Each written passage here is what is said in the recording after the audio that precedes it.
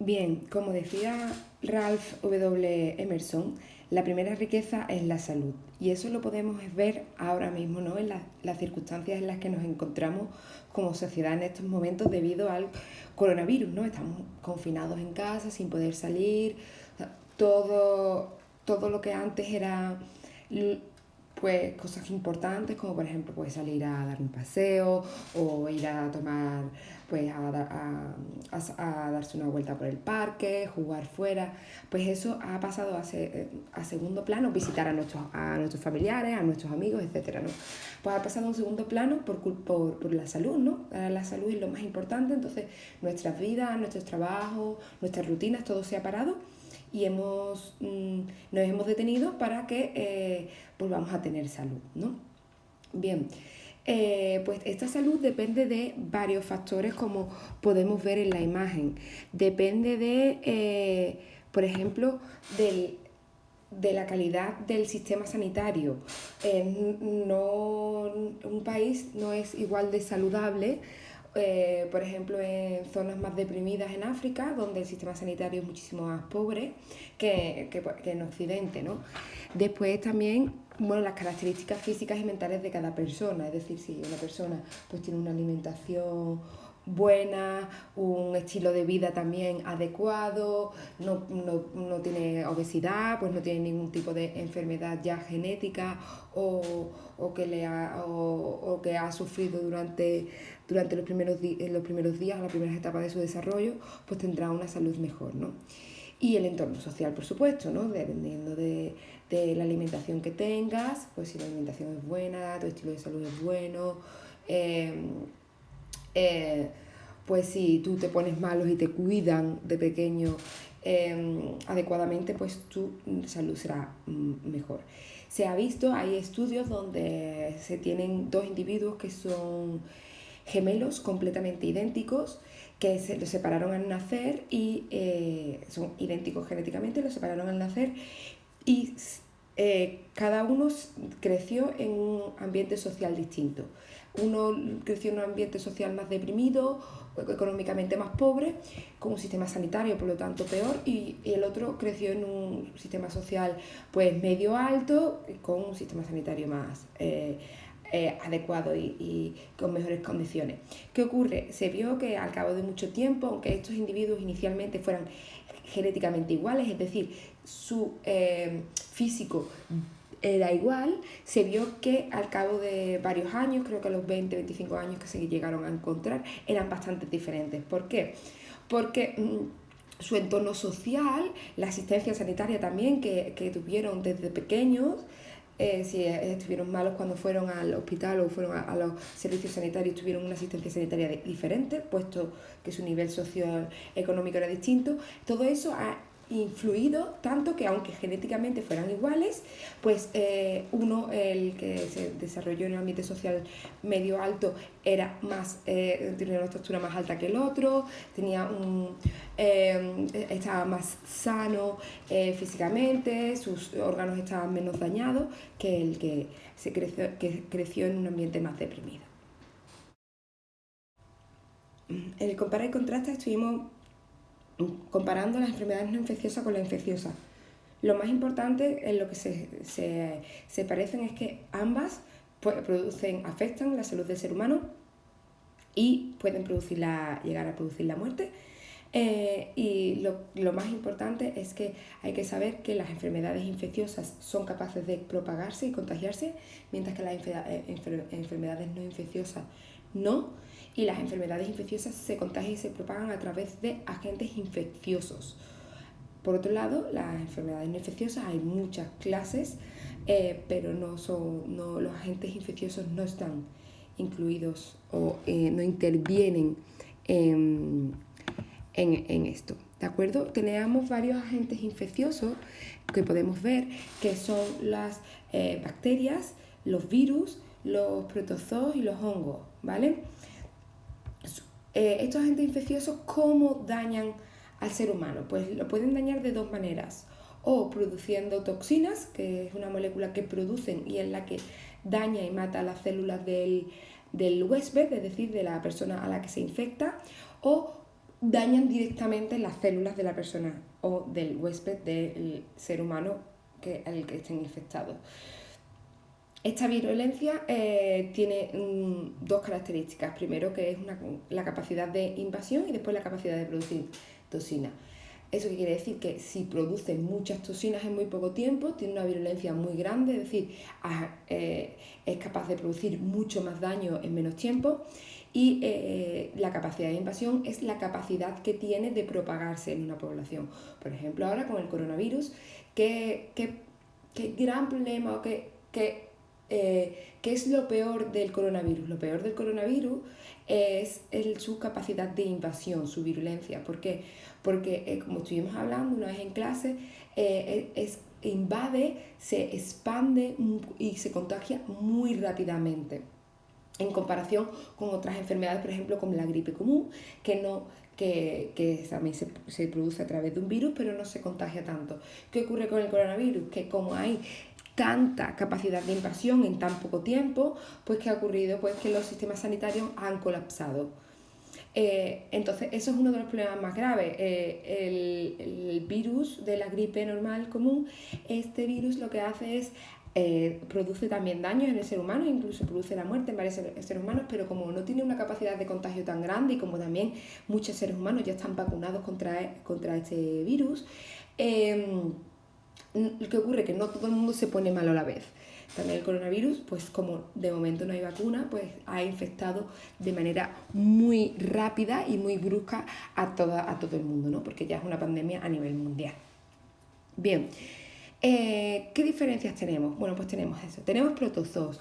Por ejemplo, un ejemplo de protozoo es la malaria, que se transmite a través de un mosquito. Sería una enfermedad que se produce a través de protozoos. Una enfermedad que se produce a través de hongos sería, por ejemplo, el pie de atleta. Los hongos que salen muchas veces, que vosotros habéis ido a lo mejor o habéis tenido un partido de fútbol o un partido, os habéis duchado o en la misma piscina, os habéis duchado en duchas comunes, siempre a lo mejor algún familiar vuestro o alguien ha dicho: ducharos con chanclas, no duchéis descalzos. ¿Por qué? Porque es un hongo que vive muchísimo mejor en zonas húmedas, por lo tanto en duchas vive muy bien, y lo que hace es infecta los pies, la zona de las uñas de los pies. Entonces es el pie de atleta, el hongo. Que produce también otra enfermedad.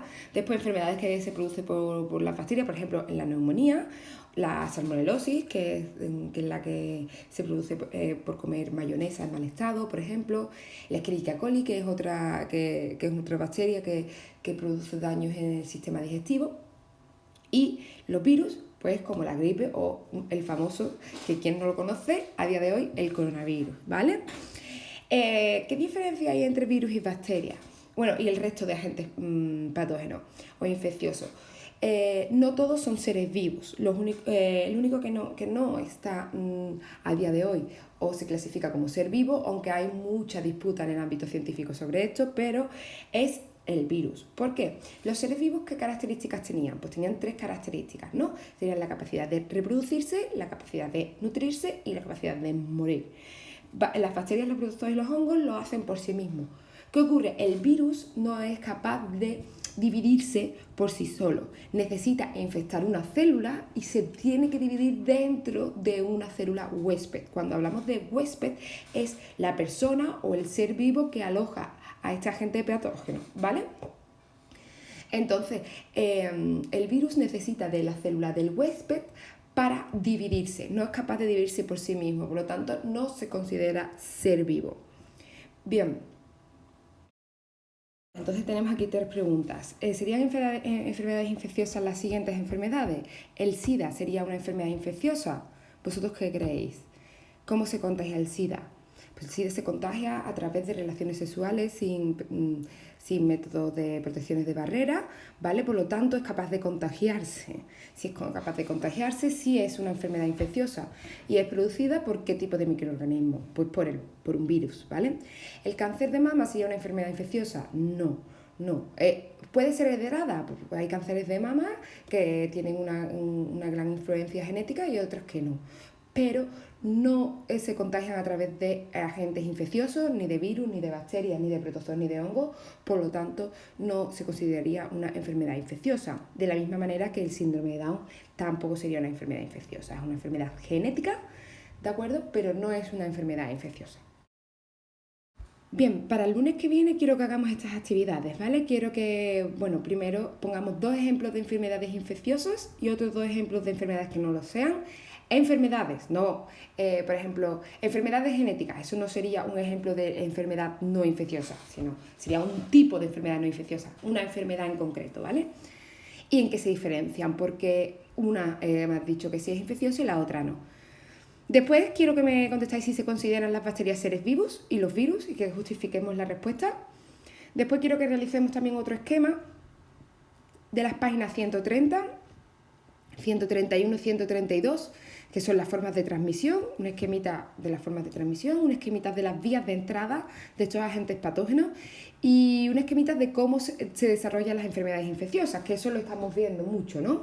Aquí con el coronavirus tenemos el periodo de incubación, que es lo más también algo muy problemático del coronavirus, que durante 14 días nosotros podemos ser portadores, es decir, podemos tener el virus dentro de nuestro cuerpo, estaríamos en periodo de incubación, pero no desarrollaríamos la enfermedad. Somos capaces de transmitir esta enfermedad, pero no la desarrollamos. Ese es el periodo de incubación. A partir del periodo de incubación es el periodo de desarrollo, es decir, es cuando empezamos a tener síntomas de la enfermedad. Por ejemplo, en el caso del coronavirus, pues tos seca, pues sería mejor pues dolor de cuerpo, fiebre, etc. Ahí ya estamos desarrollando la enfermedad. Seguimos siendo capaces de transmitirla, pero ya somos conscientes, tenemos indicios de que tenemos esa enfermedad, ¿no?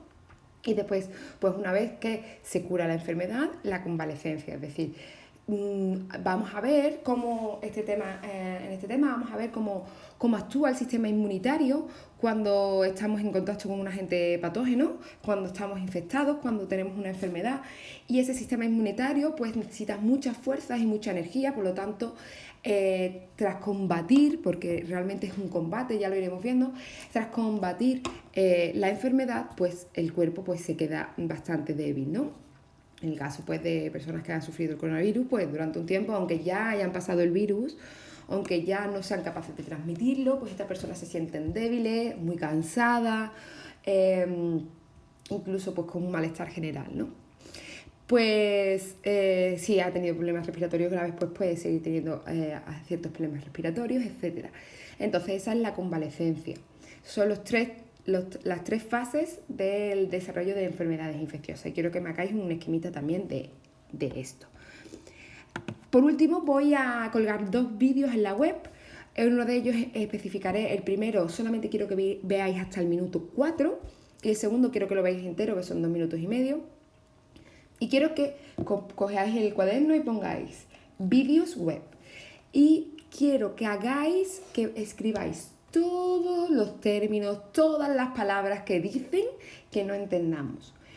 El sistema inmunitario, a mí me encanta cómo funciona el sistema inmune. Es una pena que no podamos explicarlo en clase porque la verdad que es muy difícil explicarlo yo aquí sola sin interactuar con vosotros, pero es muy complejo y tiene unos conceptos y unas palabras, unos nombres muy nuevos y muy complicados, ¿vale? Entonces vamos a ir poquito a poco, pero quiero que veáis el vídeo. Si necesitáis verlo un par de veces, lo veis, son 2 minutos y medio, tampoco son mucho más. Quiero que vayáis apuntando todos los términos y todos los nombres nuevos porque la próxima semana os dictaré cómo funciona el sistema inmune y os iré dictando nombre tras nombre. Pero si vosotros ya habéis visto los vídeos y os suena de algo, pues mucho mejor, ¿vale? Bueno, pues nada, pues el próximo lunes tenemos la siguiente clase, que subiré un vídeo explicando, y cualquier cosa, de momento no necesito que me enviéis nada, si tenéis dudas y eso, pues siempre me podéis escribir al email. Venga, pues un besito muy grande, hasta el lunes.